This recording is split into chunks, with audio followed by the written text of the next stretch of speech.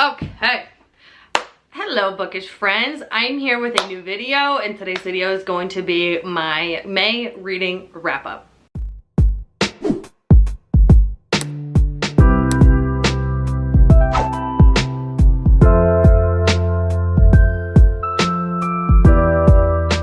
Let's get into this reading wrap-up. So, for the month of May, I read 10 books. Well, I forgot one audiobook. Okay. So for the month of May, I read 10 books. A lot of mostly thrillers and romance. Actually, pretty much only thrillers and romance. Interesting. Okay. The first book I read, I'm going to put a picture right here, is The Housemaid by Frieda McFadden. Oh my lord. I gave this an immediate 5 stars. This book was so freaking good. Like, so good. The plot twists were insane. The characters were insane. The entire story was insane. Like, everything about this book was amazing. It basically follows Millie, who just started as a maid for the Winchesters, who are obviously a very rich family, rich and powerful family, I should say. And when she starts working there, Nina Winchester, the mother of the household, is really nice to her when she's in the interview process, whatever. And then when she actually gets to the house, everything has completely changed. Like, Nina's just a total bitch. The husband is like the nicest thing ever, and then Millie starts to realize that something strange is going on in this house. She doesn't like it. The landscaper is like, you need to get the fuck out. Like, that's a dangerous house. And you find out what happens and why it's so dangerous. And this book ends on such a cliffhanger. So that was a 5-star favorite of the month. That's probably my favorite book of the entire month. So the next book I read, wow, another 5-star, is Happy Place by Emily Henry. I read this when I was in Dallas for a workshop at the beginning of the month and absolutely loved this. Like, I love the characters, which a lot of people don't like these characters, but I love them. I love the friend group they're in. I love the setting they're in. I love the plot of the story. So it basically follows Harriet and Wynn, who started dating in college. They seem like the perfect couple, but what their friend group doesn't know is that they're actually broken up, and they go on this trip with their friend group that they've been friends with since high school, now college, I think. They broke up, never told their friends, and then, but all their friends when they're on this trip think that they're together, and they have to fake it till they make it, and you find out why they broke up and whatnot. And with this book, let me just tell you, you get your happy ending, so don't you dare worry about it. This book was an emotional roller coaster. Like, when I was reading it, I was like, oh my god, this is so sad. But then the end happens and you're like, all right, I'm happy with that. So this is like the first book from Emily Henry that I've actually loved. I've read one other book of hers. I think I read Beach Read and I was kind of like, meh. But this one was a 5-star. The next book I read in the month of May was The Family Remains, which is the second book to The Family Upstairs. This series just sucked. I don't know if it was me. I gave both books 3 stars. I listened to the audiobook for both books because I was like, no offense, but I'm not wasting my time physically reading this. And this is not the Lisa Jewell I know and love. Like, I don't know. This book was kind of stupid to me. Like, it was about a cult. I think this one was actually better than the first one, but they just kind of sucked. Like, if you're gonna read Lisa Jewell, read Then She Was Gone by Lisa Jewell. Don't waste your time reading these 2 books. So I'm done with that one. That one's gonna get the hell out of my house. Next, I listened to the audiobook of The Villa by Rachel Hawkins. I really enjoyed this. I gave it 3 stars. It was okay. It wasn't amazing. I liked the story. I liked the back and forth and kind of seeing how the 2 timelines connect. Obviously, I loved this setting because I've been to Italy and I absolutely loved it there. And so I could just picture like everything they were talking about being in Italy. And I love this cover. So yeah, this was just a basic 3-star for me. It wasn't anything amazing. And I don't know if I would like go out of my way to buy books from this author again, just because this one didn't wow me. But I did get the audiobook from my library, so I don't know. The next book I read was also a 5-star, and that was The Housemaid Secret, which, yes, it is the second book to The Housemaid. So like I said before, the first book ends on a major cliffhanger, and you're like, oh my god, I can't wait to read more. So I immediately downloaded it on my Kindle and read it. And let me tell you, these 2 books, I read through them so fast. I think it took me either a day and a half or 2 days to finish each book, which is unbelievable. Let's see, actually.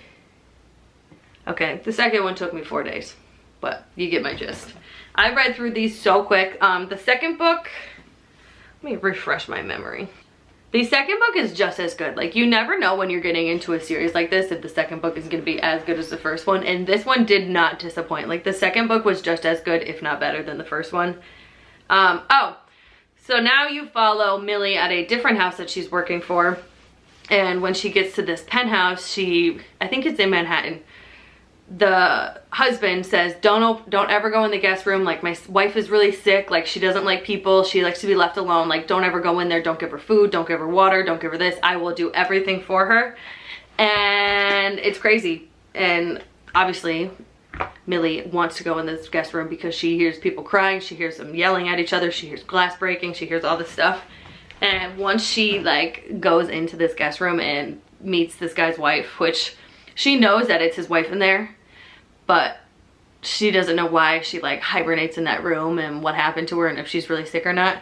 And she never has seen her, and then she sees her a couple times, but, like, the wife doesn't talk and she ends up running away. So, oh wow, that's a wild ride. She starts realizing that shit's going wrong. She wants to help. Her passion in life, this maid, is to help women that are in danger from, like, abusive relationships or abusive husbands or whatever. So naturally, she tries to do that in the second book too. And I hope this series continues because it's that freaking good. All right. The next book I read is The Neighbor Favor by Kristina Forrest. I listened to this via audio as well. This was a 4-star for me. This was a cute story. So it's basically about these two people. They're both bookish people, and they email each other for, like, I don't even know, a couple months. Like, the whole first part of the book is literally just pages upon pages of emails. Like, this is how the book is formatted for pages. So they kind of form a bond over the internet, but through email, which is really cute. And then one day, this guy just ghosts her, just completely leaves her stranded and never talks to her again.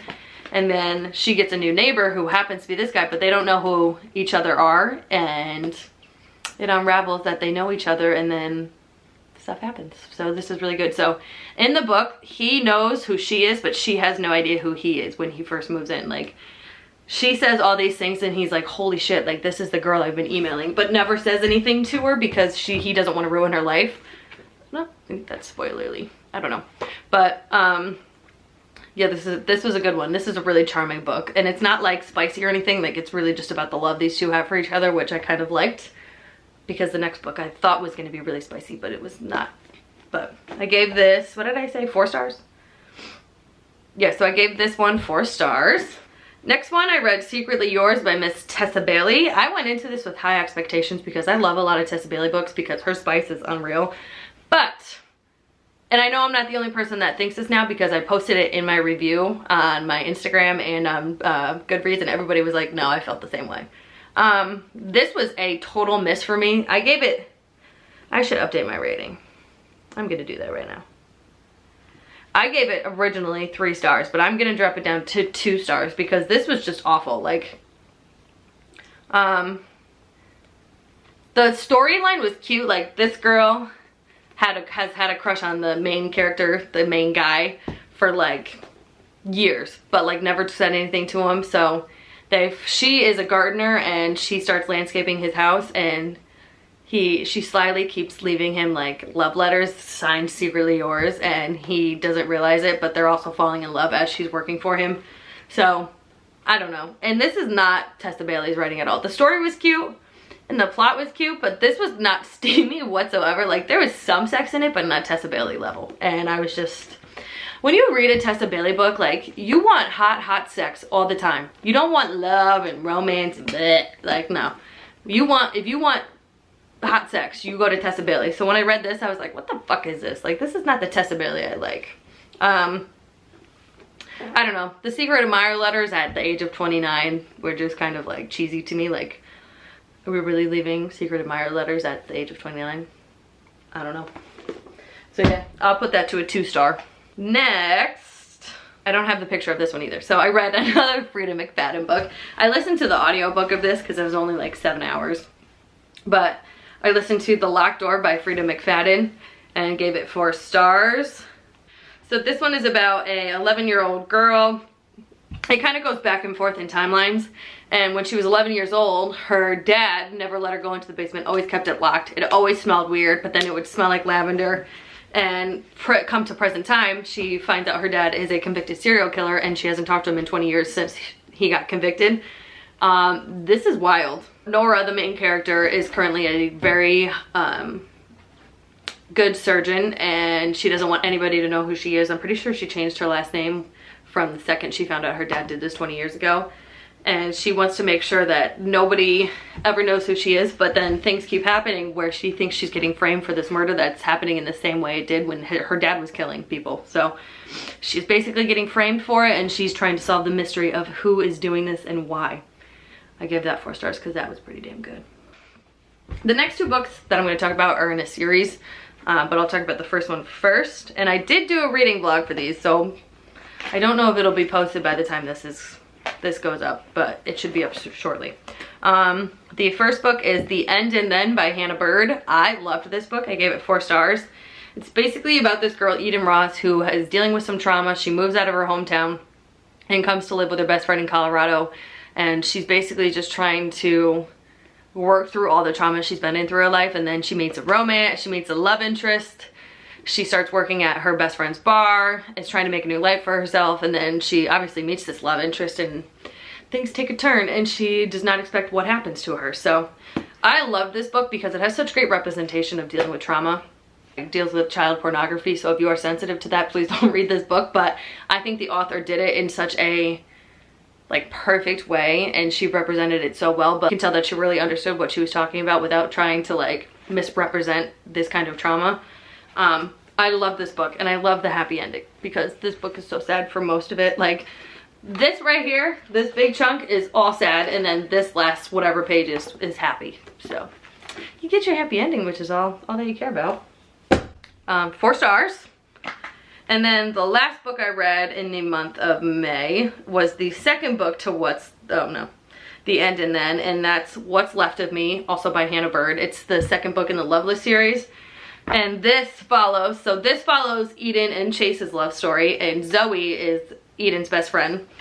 So What's Left of Me follows Zoe's story with her love interest, Aaron. And in the first book, you see that Chloe's this badass who doesn't let anything bother her. She's tough, and that's why people love her. So in the second book, you kind of see behind her brain and behind the scenes of her. And you realize that she's not so tough at all, and she's dealt with some trauma in her life as well with a past relationship. She's been in a toxic relationship before, and that's kind of what stopped her from ever wanting to get into another relationship, especially with Tristan. This story, Aaron. This one was definitely sad, but not as sad as Eden's, because in this one, you kind of actually learn about the trauma from Eden's perspective. She takes you through step by step what happened, whereas in What's Left of Me, Zoe kind of just says, yep, my boyfriend was abusive, he used to kick me, he kicked me one time, and that's kind of it. You don't really see her going through the motions of actually processing this trauma. So I don't know. I gave the second book, What's Left of Me, also 4 stars. They were so good. This author just has my heart on lock. She has my heart by the balls. And I cannot wait to read more from her. This book is out now. This book comes out June 6th, and I actually couldn't come at a perfect time. I entered her giveaway that she was doing with another indie author, and I won. So I will be getting a signed copy of this book, and I'm so excited! But, sorry, just fangirling for a moment. Let me get the stain out of my my background. Put my Kindle up there. So yeah, this is so much harder than people make it look. So yes, these are the 10 books that I read this month.